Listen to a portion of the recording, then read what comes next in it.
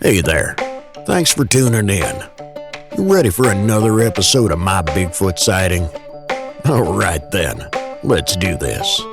Seen a bunch of rundown no-horse towns where the church is the backbone, love's in the plow, and the five-string melodies grooving, with the farmland rows where the roots run deep, beyond the noise of the busy streets, where the songs of the South are soothing.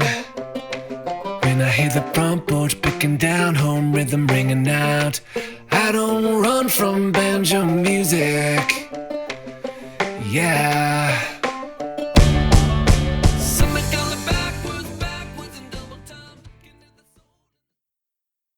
If you'd like to be able to listen to the show without ads and have full access to bonus content, that's an option. To find out how, please go to mybigfootsighting.com. My Bigfoot sightings happen in British Columbia and Alberta, Canada. Barry Allen.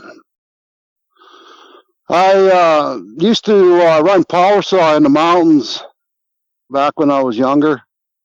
We used to do heli-portable gas and oil explorations, and we would cut 6-foot wide hand cuts in the mountains, very long lines.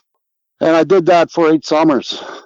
And 1990, I was running a crew up there, and I had to go into my last helipad that we cut out the day before to grab the 3 power saws that I needed, and they jumped us over to another hand cut that had to be finished. I asked the pilot to fly down my line for a little bit. He said, okay. I was sitting in the passenger side in the back by the window, and I was looking ahead. All of a sudden, I seen this moose running out. It looked like to be about a 2 to 3-year-old bull moose. It had antlers in.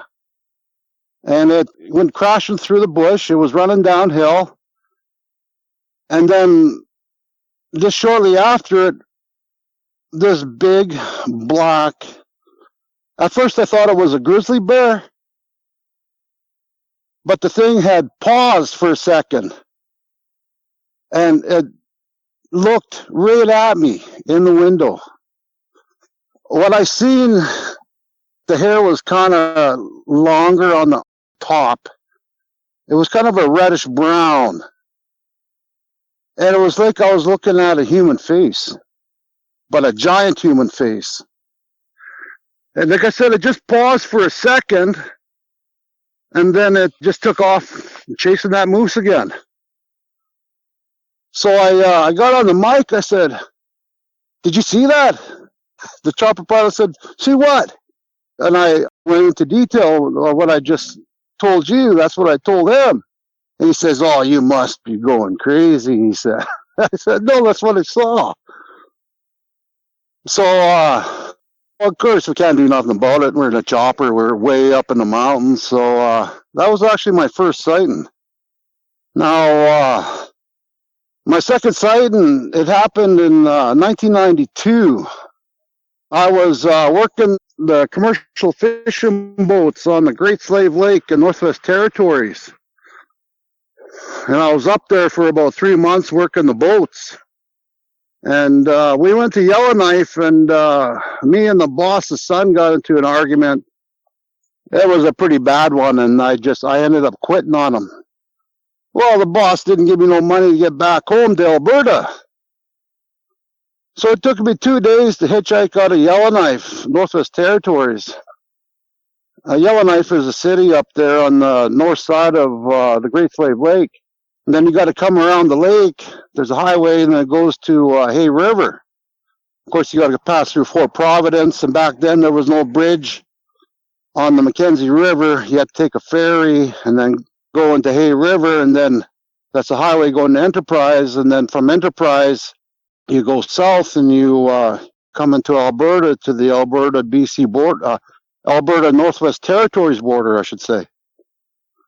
Well, I got a ride. There's a campsite right there on the border, and this guy gave me a ride there. He was a carpenter, and he was doing some work at that campsite. So from there, I started hitchhiking again, going on the highway. I was in Alberta then.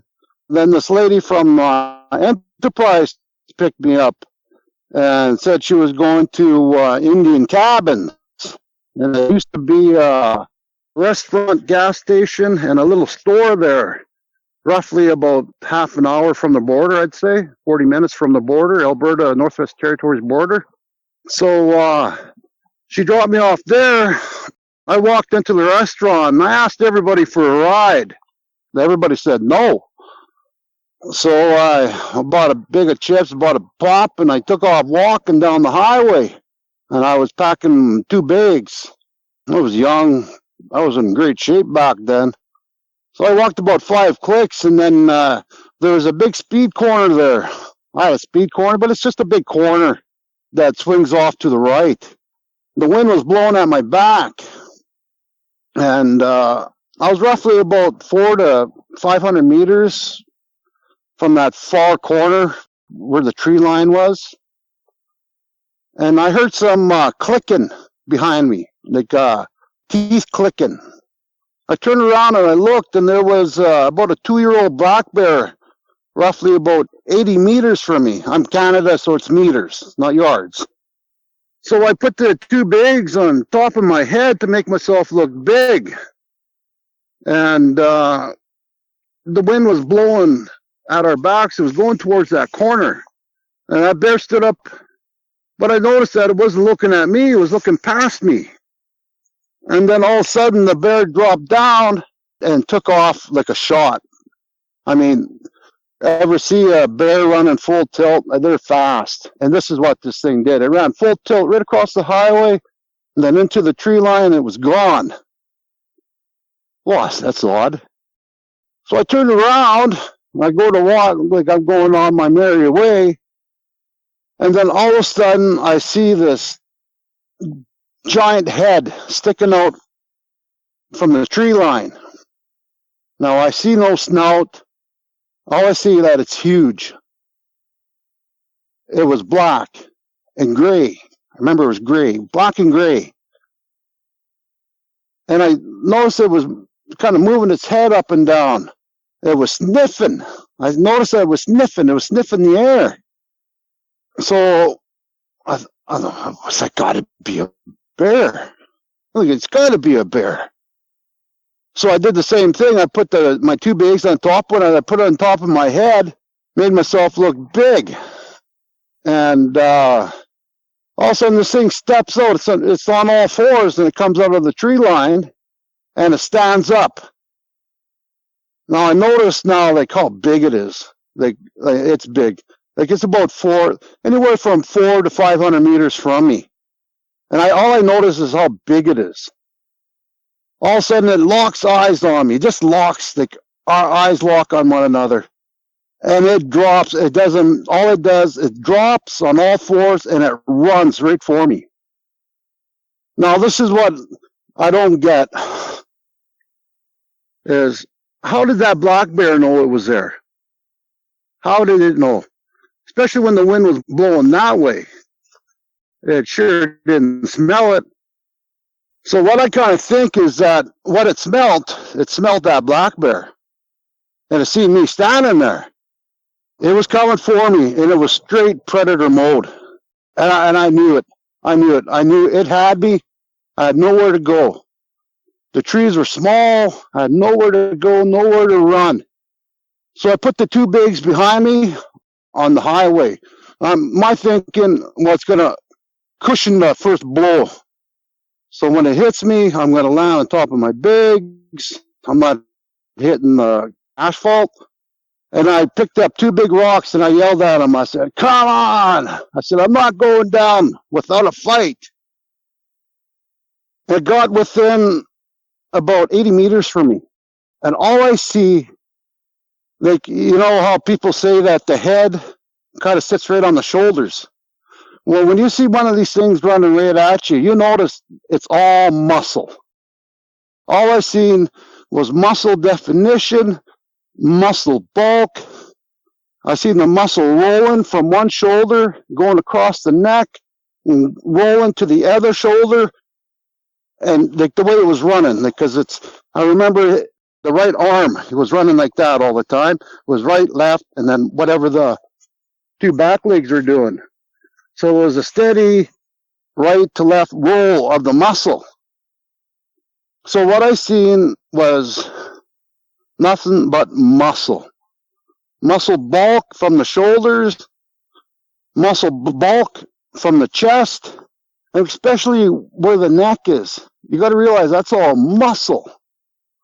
From the jawline going down, that's all muscle. From the jawline going up to the head, that's all muscle.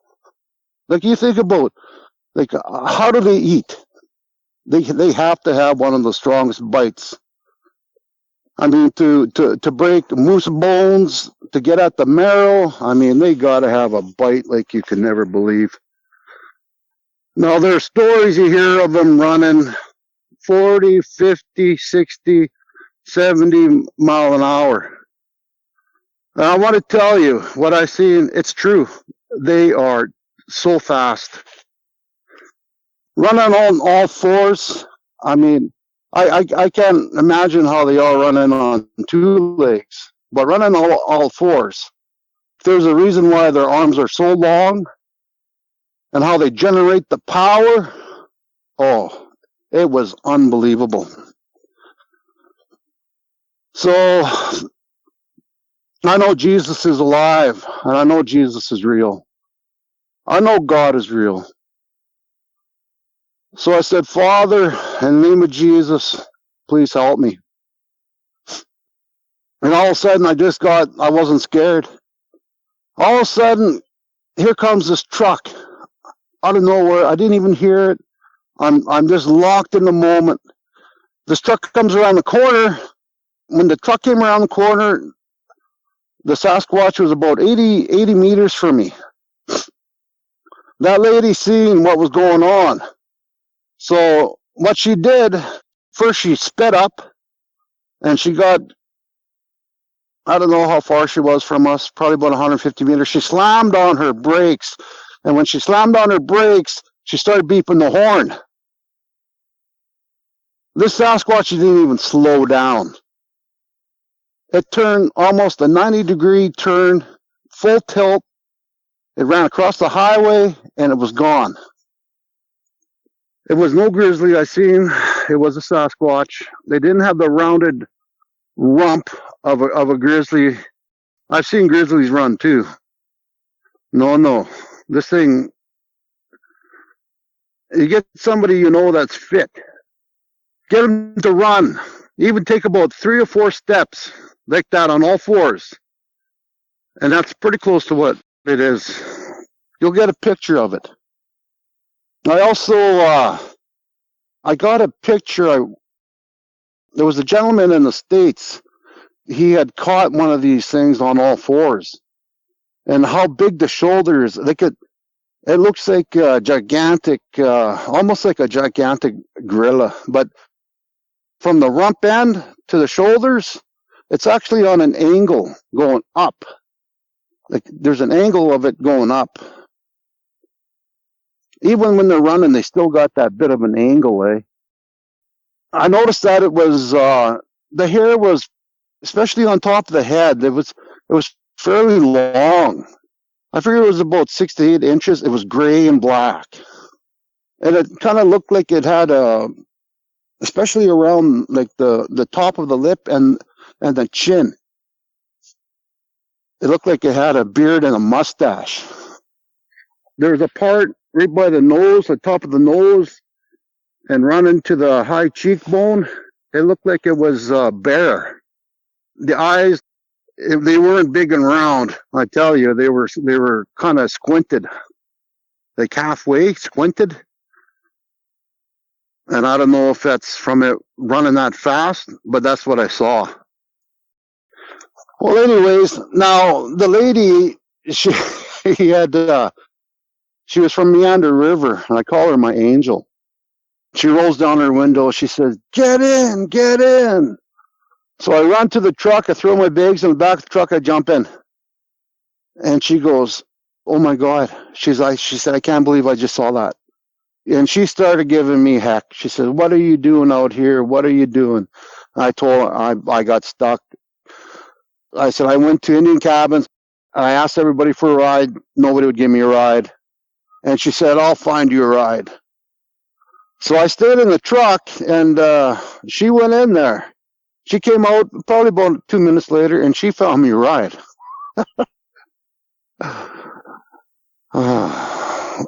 That happened in 1992, Indian cabins. Now, the next sighting happened, I thought it was about 96, but I believe it was about the summer of 95. Again, we were doing heli-portable line slashing up in the mountains, and I was asked to put a crew together. So I got my cousin Emerson, he's now deceased. My cousin Keith, he's now deceased. And my cousin Nellie. Me and Nellie are the only ones that are still living from that crew. I got asked to put a crew together, and we went to Rocky Mountain House, Alberta. There's a Forcy trunk road from there that goes up into Nordegg. And I believe the job was called Ram River Project. And there's the first Ram River and the second Ram River. It was a big project up there. It was actually a big, they call them 3Ds, where you cut lines north and south, and then you cut lines east to west, eh? So it looks kind of like a checker pattern. And one line is called a source line, where you drill. The other line are receiving lines, where you put the geophones to record when you blast. So we were actually cutting a line, and so there was a crew. Near the end of the day, we had to cut out these helipads big enough for a 212 chopper. Eh? I think they're a fairly big chopper. You could fit 7, 8 guys in there. So we got to cut out helipads big enough for a chopper that big, so they could pick us up and then drop us off the next day. We cut our line, cut out another helipad. You know, that's just the day of a power saw hand up there in the mountains. Well, near the end of that day, they were getting harassed. And as they were cutting out that helipad, they said something was bluffing them, something was charging them. They said it was a grizzly bear. But what happened was that crew didn't want to go back there. But they were told, well, you have to go back. So what happened was that whole crew quit. I caught the lead cutter right after supper. I caught him leaving, and I asked him, I said, well, what happened out there?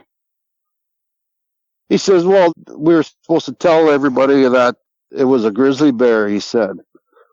But he said, you tell me where a grizzly bear can throw rocks at you. Like big rocks, he said, eh? He says, I'm not going back out there. He goes, I know what it was. And then he left. That's all he said to me. So we had finished cutting our line. And we got asked to go in there to finish that line, my crew. Well, I said, well, sure, let's go in there. So we got in there the first day we got in there. And the way I ran my crew, like there's always like 3 power saw hands going. There's a lead cutter, he's knocking down, he's cutting the hand cut, and 2 buckers that are lemming and bucking up these trees, and they're cutting and cleaning the hand cut so we can walk on it, you know, and walk on it safely, eh?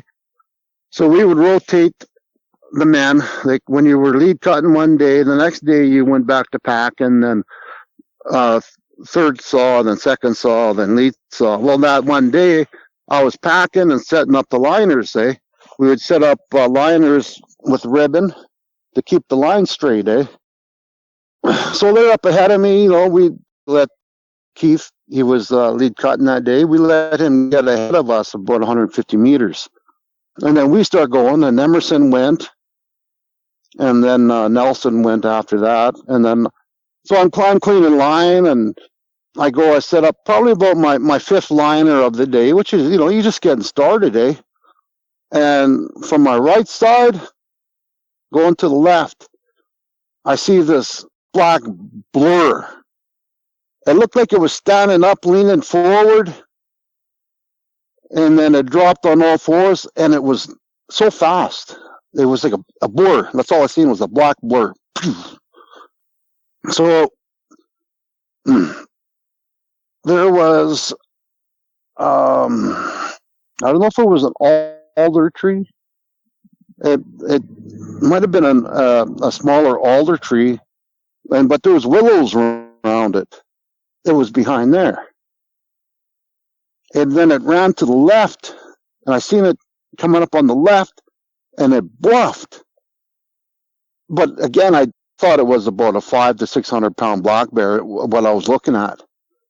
It bluffed, but it didn't stay still. It looked like it stood up, turned around, and then ran again on all fours. So it runs to where that willow was, eh? So I'm thinking, oh my God, there's a bear. So I've got one bear spray on my belt. I got another bear spray in the backpack. So I grabbed the one bear spray off the belt, and I'm backing up. It bluffs me on the right side. It got within about, I'm thinking 35 feet, 30 feet, and it stands up. And I see what it is. It's a Sasquatch. Now the thing is irate. Like, it's mad. It's bluffing me. It's running. Like, it stood there, locked eyes with me. It turned around, and then it ran back. So I'm backing up, and I'm backing up. I got to Nelson, and I said, Nelson, look. Nelson turned around, and he was looking, and he seen it, I said, just rev your saw up. Hold your saw in front of you and rev it up. I'll go get Emerson. So I went and got Emerson. Emerson came back. He seen it. So I had to run up, and I ran up and got Keith, and Keith came back with a saw. So the three of them, Keith, Emerson, and Nelson, they've got their saws in front of them, and they got full revving, like this, revving them up. I'm digging down, like I've got another bear spray in the backpack.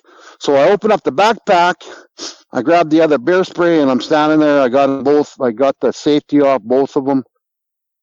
And this thing, it runs towards us, and then it kind of goes off to the right, and it's running back and forth in there, eh?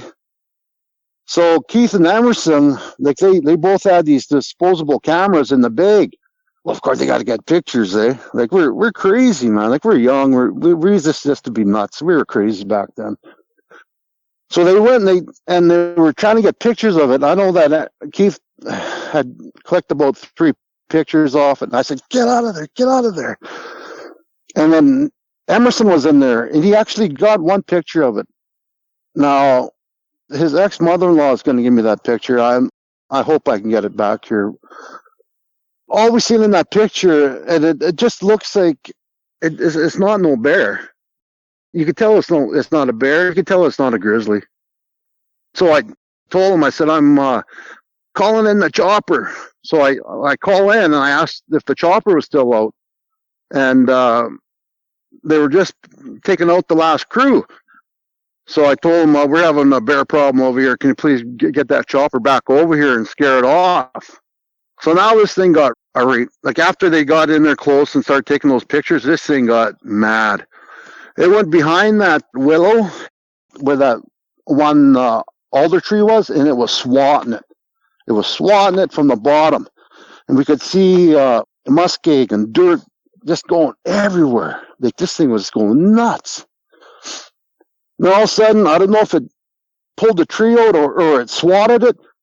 The tree went, the root came out, the tree come right up in the air, and where that root hole was, the top of the tree went right in, and it just stood there.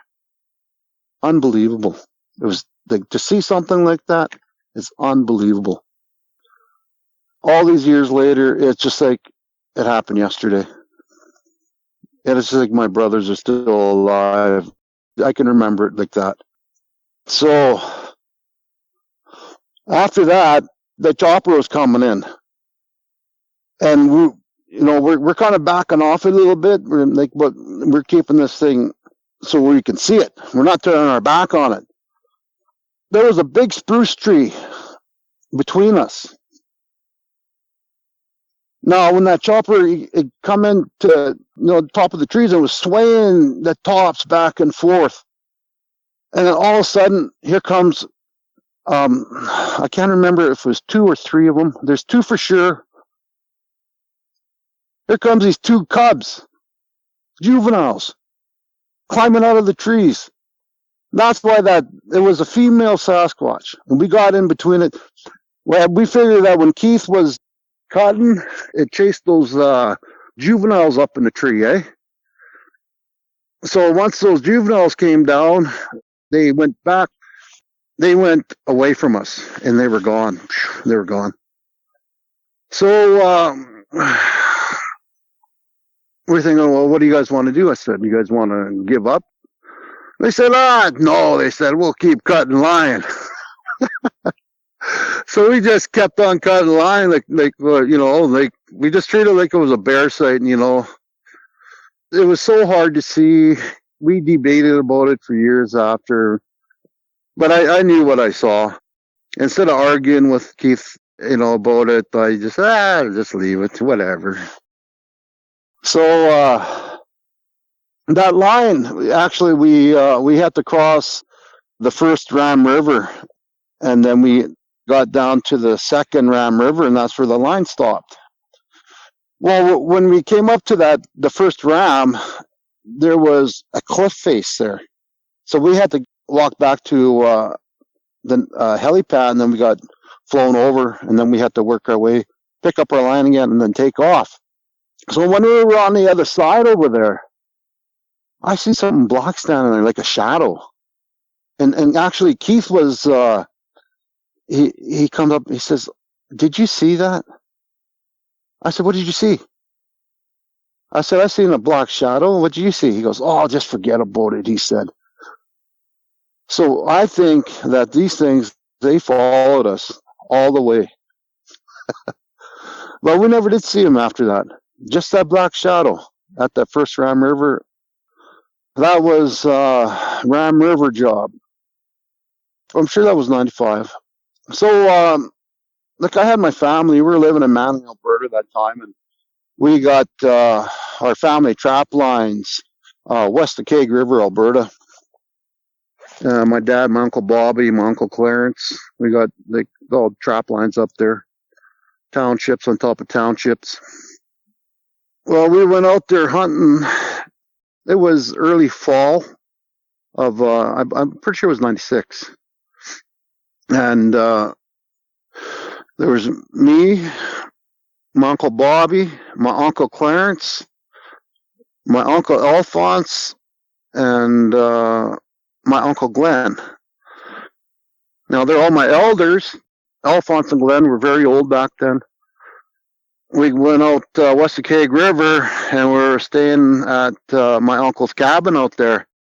And there's some oil field roads back there. There's actually not really a gas plant. I'm thinking it's a pump house kind of thing.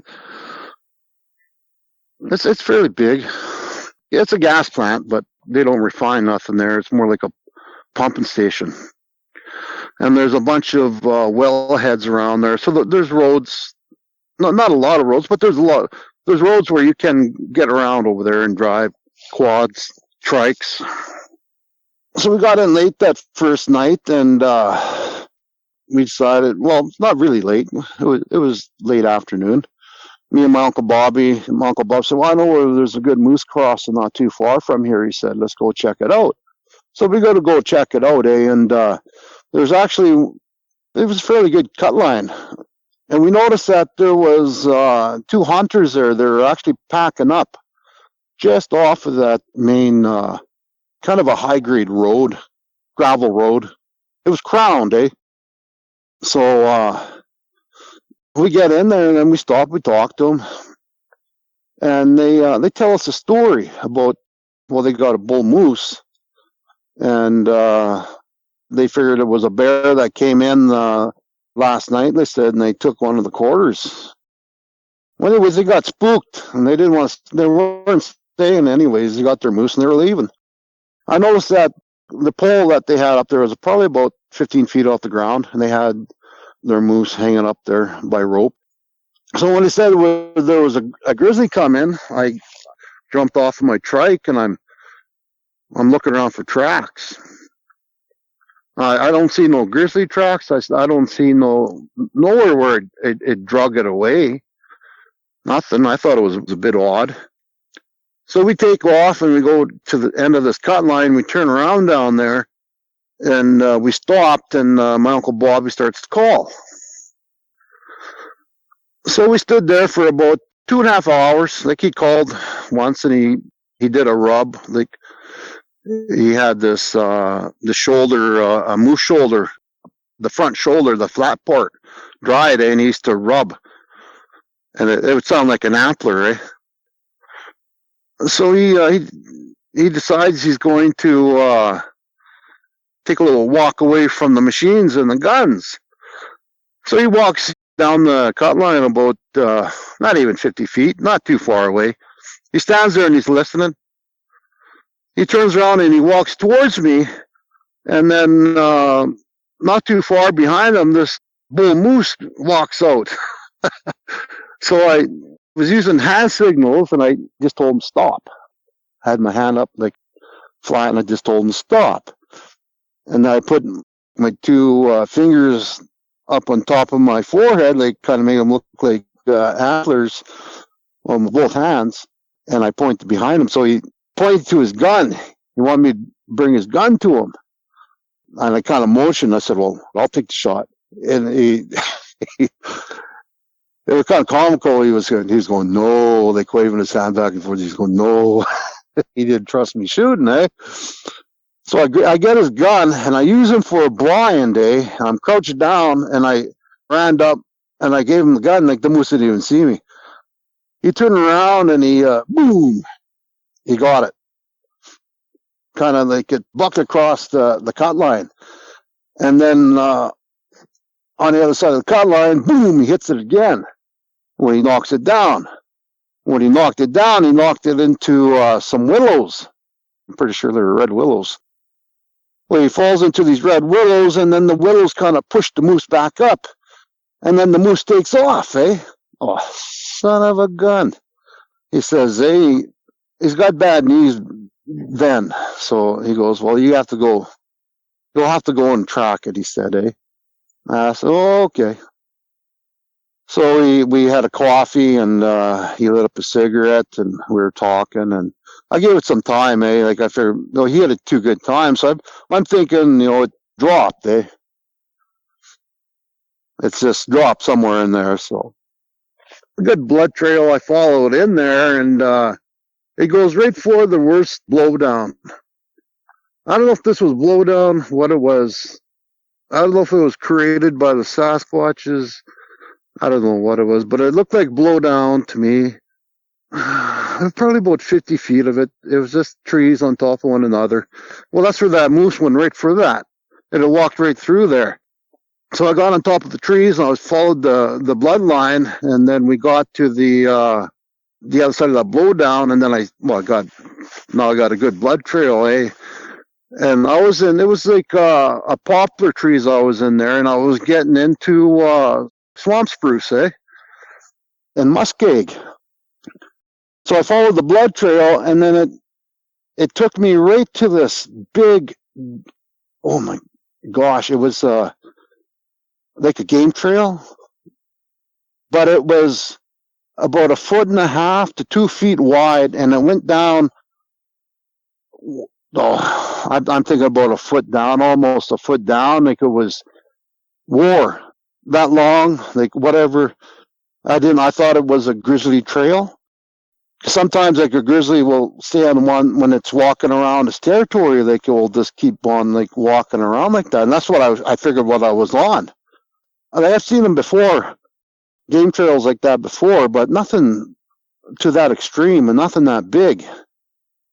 So I get on it, and I'm following the blood trail, and I don't know, I didn't walk too far, probably not even about 100 meters maybe. and this thing started swinging to the right.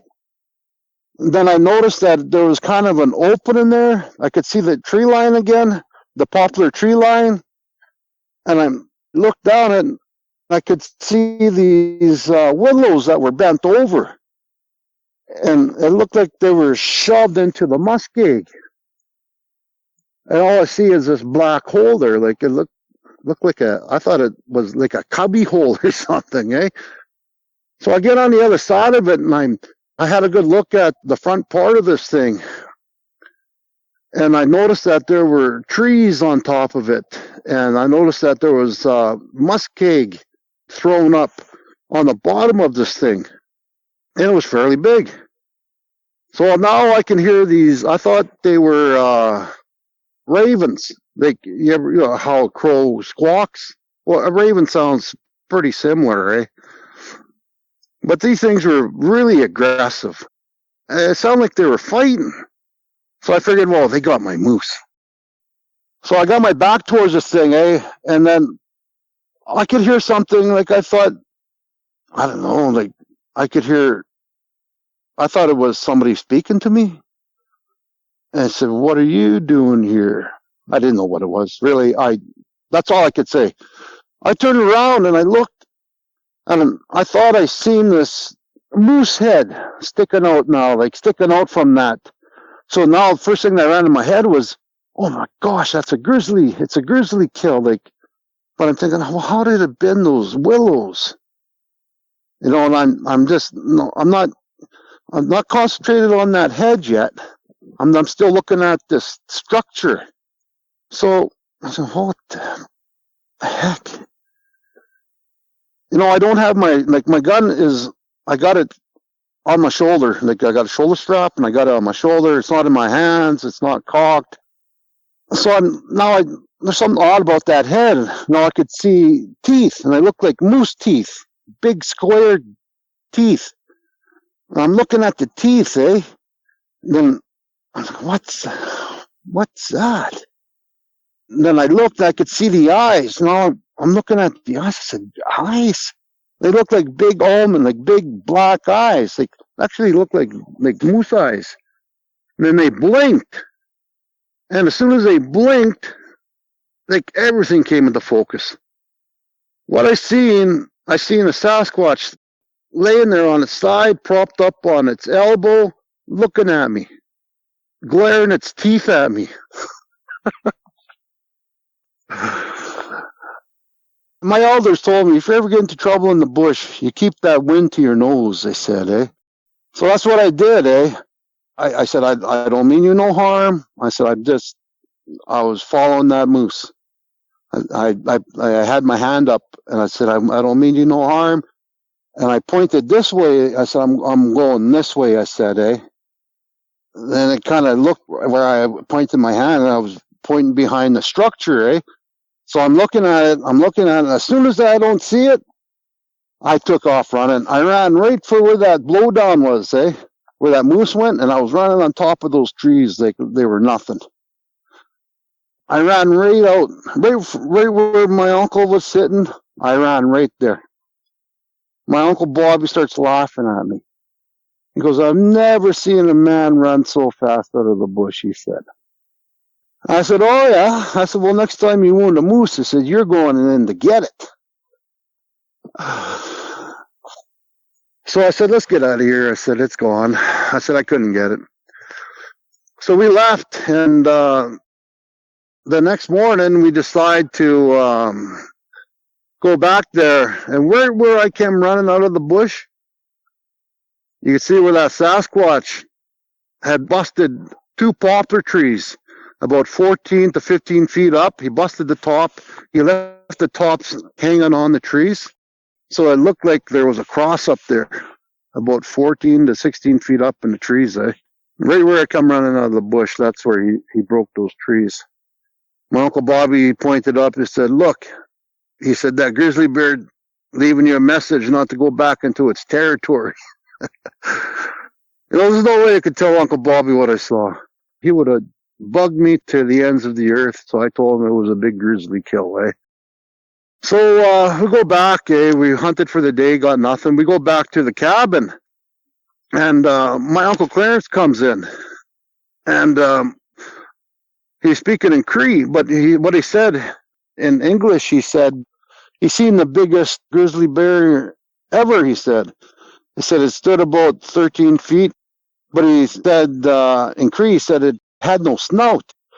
And he said there was two cubs by its feet when it was standing there looking at me. He's seen the Sasquatch. And there was a family of Sasquatches up there, eh? And I also saw the big male the next morning. We decided we were going to go to the far end of the trap line. There was an old cabin over there. We were going to possibly stay in that cabin, but the cabin was unlivable. So we laid a tarp on the ground, and we just put a tarp on top of us, and we slept outside like that, eh? So before we got to that cabin there was a little creek there. There was a little hill. You go down to that creek, and then the road come back up and swung to the left, and then it went straight for quite a ways. There was a big black bear there. Somebody had shot it. You could tell that somebody had cut the paws off, and somebody took the galls, eh? They used to sell that to the Chinese people over here. They probably still do, but back then it was a big thing. Anyways, something was eating at this thing, eh? And we had seen it. I was standing in the back of the truck. I had my 30-06 cradled on my arms. So I'm standing in the back, and I've got my elbows rested on the top of the cab of the truck, and then my uncles were all in the truck. So I see this thing first, and I seen that it was at that black bear, and it took off. It ran across the road, and then the whole back of it was gray, and this thing was big, like huge. And we have big grizzlies back there, eh? And my uncle said they just call it a silver tip. Personally, I think it was a Sasquatch. So we stopped. We had a look at that bear. We took off, and we went to that cabin, and the cabin was unlivable. So we had decided, well, we're going to stay right there. It was only about 250 meters away from that bear. So we slept there overnight, and then we went out hunting at that far end over there, eh? And my Uncle Clarence and my Uncle Glenn, Clarence took his truck that night. Yeah, that's right. Clarence took his truck. So we had a trailer, so we unloaded the quad, and we had this trailer that we hitched up to the back of the quad, and you could actually sit back there, eh? So Glenn and Clarence went back to the cabin that day, and me and my Uncle Alphonse, he's actually my great uncle, and my Uncle Bobby, we went up into the hills. And Uncle Bobby says, I know where there is a lake up here in the hills. He said, I'm going to take you guys up there and go hunting. So we go up there. The whole trip actually took all day to go up there and back, eh? And we couldn't get all the way in there because, like, we got to the top of the hill, and we got about 100 meters from that lake, and it looked like something just tore the trees down, and there was trees up, like there were spruce trees, like these, they're fairly big trees that were thrown up and caught in the spruce trees. There was trees that were bent, twisted, and then bent again and twisted again, and it just looked like something that got so mad, and it looked like it was fresh. So I don't know if they heard us coming up that hill. Well, we got up to that lake, and it was just quiet. Quiet. We couldn't hear no ducks. We couldn't hear no birds. My Uncle Bobby starts calling. And again, he does the antler rub and kind of like a little knock. Shortly after, we heard this knock across the lake. Is that a moose? I asked Uncle. He goes, I don't know. Like he's not calling back. So again, we waited for about, 20 minutes. He does again, he calls and he does the rub and a little tuck. And then again, we hear another like boom, but it was louder this time, eh? Now my great uncle, he gets scared, eh? He goes, let's get out of here, you guys. Let's go. He was scared. And we could tell he was scared, eh? He was coughing like that, eh? Which you don't do when you're hunting. You got to be quiet. If you're a hunter, you know what I'm talking about.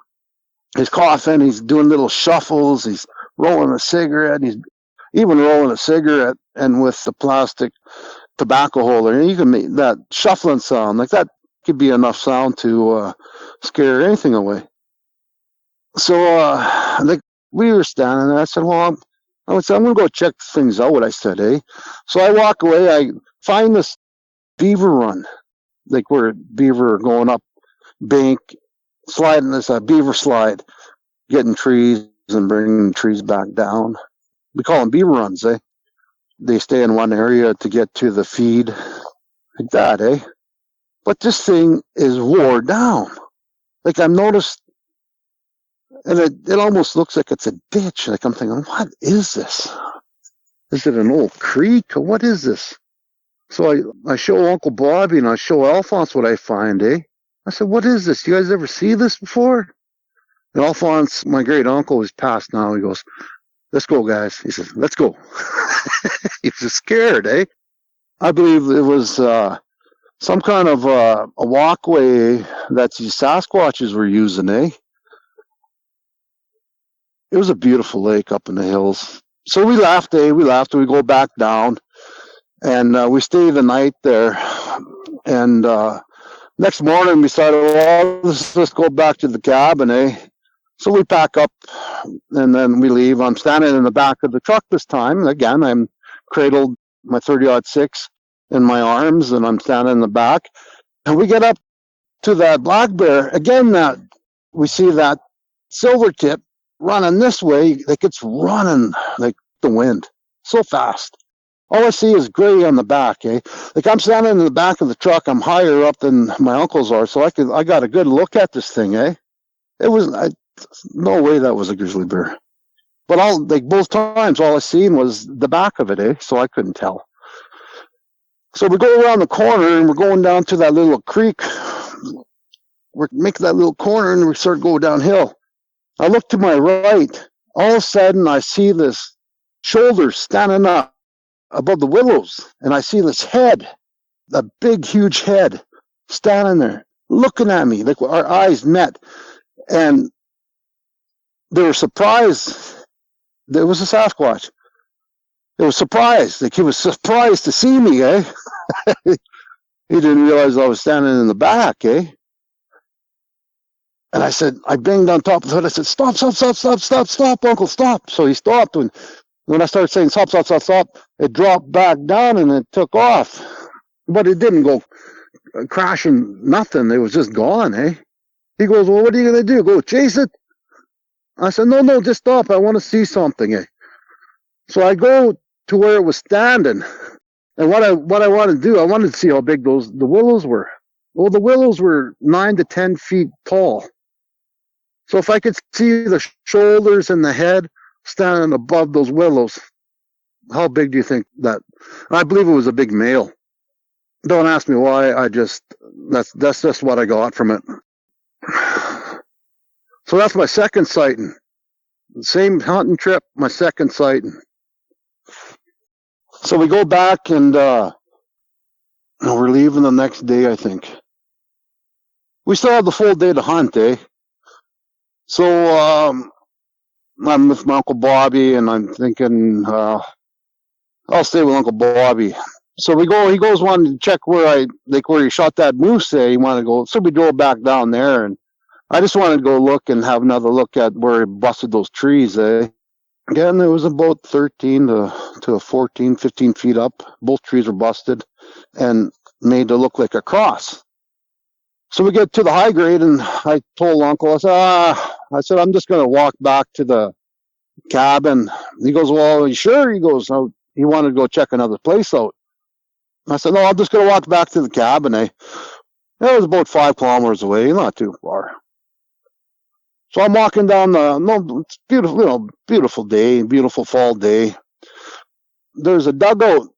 They're called borrow pits, where they dig out and they get the material for the road, That's where they get the clay, they get whatever they can from these borrow pits to build these roads back there in the bush, And then they just leave them empty, and these borrow pits, they fill up with water, Well, there was one that was roughly about 400 meters away from the cabin, maybe 500 meters. And there's a big beaver house on the other side of the bank. And there's willows all the way down the road, all around this borrow pit, There's willows. So I'm coming up to the borrow pit, and I could see these. I thought they were cubs. I thought they were bear cubs. Looked like they were running up and down the beaver house. I couldn't really tell what they were doing. I'm in good position. The wind is blowing towards me. So I sneak up to them as close as I can get. I put the scope on them, and I wanted to see what they were doing. And what I seen 2 juvenile Sasquatches. And it looked like they were running, like they were putting mud on it, and they looked like they were sliding, like they were playing. They were playing on top of this beaver house. And I'm thinking, oh my God, what am I going to do? Like, they're going to spot me here because the willow up ahead, the willow gets really thin, and I know that they're going to see me, So I said, well, there's nothing I can do now. So I'll just walk. I'll pretend like I don't see them. So that's what I do, but I noticed, I gotta look. So I looked, and here those 2 juveniles were standing side by side, and they were looking at me. And they're about 3 to 4 feet tall, just covered in hair. They're black. And they're standing there looking at me. I got my gun on my shoulder, I'm not being threatened in no way. So I just keep on walking. So I get up to the tree line, and they don't see me no more. I walk about another 200 meters, and there's the Keg River is right there. There's a bridge. So I sit at the bridge for a second. I'm just collecting my thoughts. I light up a smoke, collecting my thoughts, and I notice that there's this muskrat swimming in the water. So I'm watching this muskrat, and all of a sudden this muskrat goes under. And some things that happened to me when I was a child, and because of that, I had met Jesus. So I know that Jesus is alive. I know that I've always had something helping me along the way. I can hear this woman voice in my head screaming, "Look, look, Barry, look, look."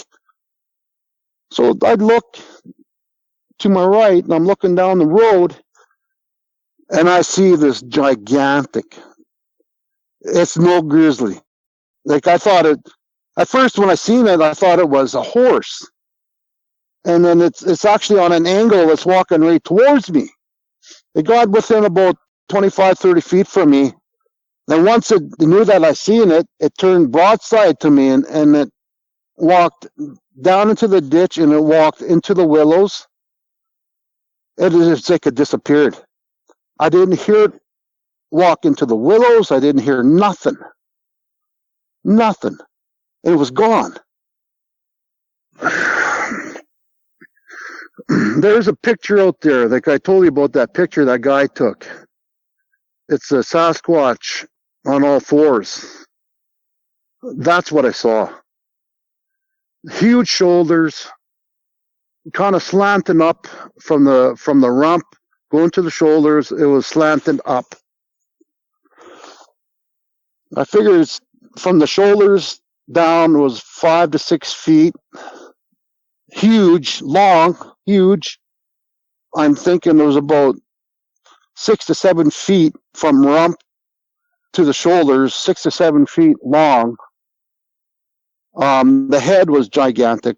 Again, it was like a human's face looking at me with a beard and mustache, Big black. No. The eyes were brown. The eyes were brown. And I noticed there was something different about, something that caught my eye was the wrist. I was looking at the wrist for some reason. And the way it was moving its hands when it was walking. And then something about the back feet. I noticed that the heel kind of stuck out a little bit far, like a big, huge heel, eh? Like there was something really odd about the joints. There was something really odd about the wrist joints and the ankle joints where they connected to the foot and the hands. Maybe it was just the size of the thing. I don't know. But there was something very odd about it. How it was able to walk on all fours and keep its feet flat on the ground and its hands flat on the ground and keep its legs straight like that, you know, like it's, these things, they're real. They're out there.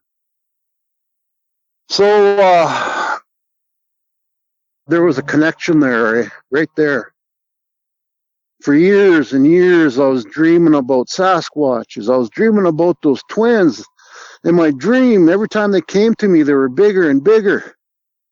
In one of my dreams, I asked them, I said, can you guys climb trees? Can you jump from tree to tree? And they looked at one another, like it was all mind speak. And it was like they laughed at me. I said, show me. So they climbed these trees. And somehow they were bending the trees. Like they climbed to the top of the tree. The top of the tree would bend over and they'd jump over to the next tree and do the same thing. But they were moving fast. Like in my dream, I was running after them. I could not keep up to them. That's how fast they were. So this connection I had with them, it stayed with me for years after that. Years. And they showed me something. They showed me that they seen me when I was a young kid. They showed my Uncle Bobby and my dad were driving a skidoo, and I was in the back in the sleigh. Well, that's how I used to trap with my dad like that when I was 12, 13 years old, back there, West Keg River. And they showed me that. So I'm sure that I had run-ins with them before. It's just something that there was a connection there with that family. And so they showed me in this one dream that I was out trapping with my Uncle Bobby, and these wolves were after me, and how they were protecting me. So this all happened in 2016. I had a chance to go out there. I took my Uncle Bobby out to the trap line. You know, he's old. It was the last time he'll ever be out there, eh? So I took him out there. I sponsored the whole winter. I paid for the whole thing. I even let him keep all the fur. So the second last day before we picked up all the traps, he was gone into town for about 3 days, eh? So I had his skidoo parked behind we have a camp trailer out there. I had it parked behind the trailer, and I had the tarp on it. So I told him, I'll go out there and start your skidoo, I said. So I went out there and I started this skidoo, and I walked out to the middle of the cut line. And again, there was a high-grade road there, and they were doing some work down that cut line. And I could notice it looked like a coyote that was coming towards me. So I'm thinking, what's that, a coyote? And why is it coming towards me? I'm thinking. You know, if they see a man, they're gone. But it's coming towards me, and as it gets, I notice that, well, it's far down the line. As it's getting closer and closer to me, it's getting bigger and bigger, eh?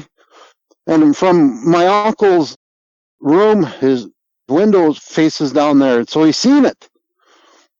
So it got within about 200 meters, 300 meters, he comes out. I hear my uncle coming out, so I pretend like I'm hurt. I'm dragging my leg behind me, you know, I'm just pretending I'm hurt. He goes, just keep doing what you're doing. He goes, I'll go to the truck and see if I can get it. So as it gets closer and closer to me, I notice how big this thing is, man. This thing, oh my gosh, was one of the biggest wolves I've ever seen. Like, you get these old timber wolves up here, like they're big. When I was 16 years old, I got a wolf in my trap, and it stretched out to 7.5 feet. And I bet you this wolf was about the same size. An old timber wolf, an old wolf, was coming right for me. So my uncle gets a beat on it, and all of a sudden we hear this rumbling, and it was a jig break.